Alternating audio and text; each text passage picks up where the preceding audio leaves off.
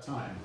Well, the building texts were very old. The Greeks, when they ended up in Egypt around the time of Alexander the Great, who single-handedly rebuilt the glory of Egypt after he'd been raised by the Persians. And he was, if you look at his instructors, he had 4 wisdom keepers who instructed him on all the great arts. So he wasn't just a great general. He never gets credit for his esoteric stuff, because he was a real brain box. Because look at the people who were teaching him. I mean, the utmost historians of the day, and people who are into esoteric material, astronomy. I mean, these are things that a guy in the army doesn't really need. So obviously he knew. Yeah. And he gets Edfu, and he recognized what was there. And he said, okay, these things, these are fragments of books which are already so old, by the time the Egyptians inherited them. We're going to actually not maintain them on scrolls or teach the priests how to remember this stuff, because that's what they did.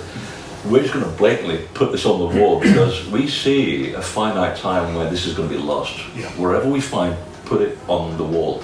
So Edfu is literally covered from head to toe in the fractions of these extraordinary books going back 36,000 years about the origins of the gods. They came from the island of the egg, and the island of creation, the island of being, the island of trampling.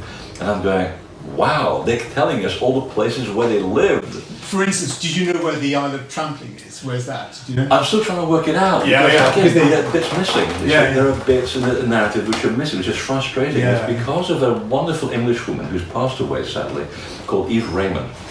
She was working for Master University on a thesis on the building texts. All right. Thank God. It's a book which I'm hoping that someone's going to give me £250 for, because that's how much it costs to buy the book. It's so rare. Yeah. I'm the only person in my library back in the States that takes that book out of the Library of Congress. So much Constantly. so. Yeah, constantly. I'm the only guy that stamps on it, to the point where it's now kept in my local library, because they know I'm going to request it again. So I'm just hoping for 250 quid for that discussion to buy the book on eBay. Yeah. But I've been reading that backwards and forwards. It's a wonderful appraisal, straightforward scholarly appraisal without judgment, which is wonderful. No judgment. This is what it is. Of course, coming at it from an esoteric point of view and a historical point of view as I do, I can start putting that together in context of what the Egyptians were saying. I'm going, that's what they're talking about. And one of the letters they're talking about was the Taneter, or Taneteru, the homeland of the gods. And they give you an actual location, which is to the south of Egypt. Well, back then, south was kind of towards the Red Sea, which is part of the inland going all the way to Ethiopia. Herodotus talks about this. Or the whole area around the Nile, which would take to be desert, was actually ocean, had an open port all the way into the Indian Ocean. And this is where we get an overlap with a wonderful guy in the middle of the Cook Islands in Polynesia called Teotokai Andrew, who, the most expensive phone call I've ever undertaken.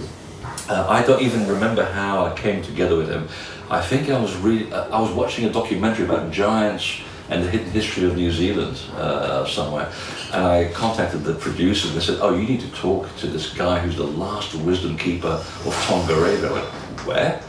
Somewhere in the Cook Islands, which is pretty hard to find on a map. And then it's a really remote part of the Cook Islands. It's only about 5 feet above sea level. And he says, we're going to give you his phone number. You should hear what this guy has to say about the flood. And so I called him up, and the meter's going. And he said, well, there was a time when a flood happened, and there were people that survived, and they came all the way from Persia, and they ended up on this island. And I said, really? He said, yeah. And they were called the Tupanaki. You know them by the name of Anunnaki. I went, oh, wow, I didn't know that the Anunnaki survived the flood and went all the way to the Cook Islands? That means they must have been going there for quite a long time. You just don't go from Persia across Indonesia to the middle of Polynesia unless you know that it's already there and you've established a presence there. And they used to come from all the way down to here, and then they used to go to South America to a place called Tiwanaku, which is where our people come from. By now you've rewritten history because of the oral tradition. And he was saying, but this didn't happen too long ago. It's when the Persian Gulf kind of flooded. I said, well, that's not the flood I'm looking for. That happened in 3000 BC. That's a historical record. I'm looking for the one before that, the big global flood. Oh, okay, well, we have the story. At the end, the Young Dryas. And the Younger Dryas, exactly. And he said, we've got the story because we've got the entire lineage of our chiefs that go all the way back to the Great Flood. Okay, let me tell you about the Great Flood. All of these gods, the people of Anu, used to live on a circular island where you will now find Saudi Arabia or the Arabian Peninsula. You will never find it for this reason, because something went down, something went up. Big pro quo. And this is why no one can ever find Atlantis or Mu and all these places, because, well, they're gone, they're sunk. Sediment, erosion, very hard to find that kind of stuff, and people like Robert Schock will agree with this.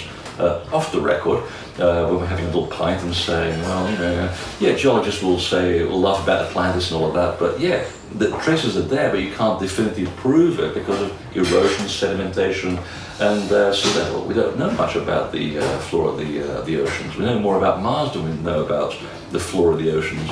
So it's all there, it's just that you won't recognize it, and that's what Teotihuacan was saying. But the whole story of their culture is based around this island, somewhere near the Arabian region that used to be the homeland of the gods, and that's directly south of Egypt. Right. So now we have an overlap.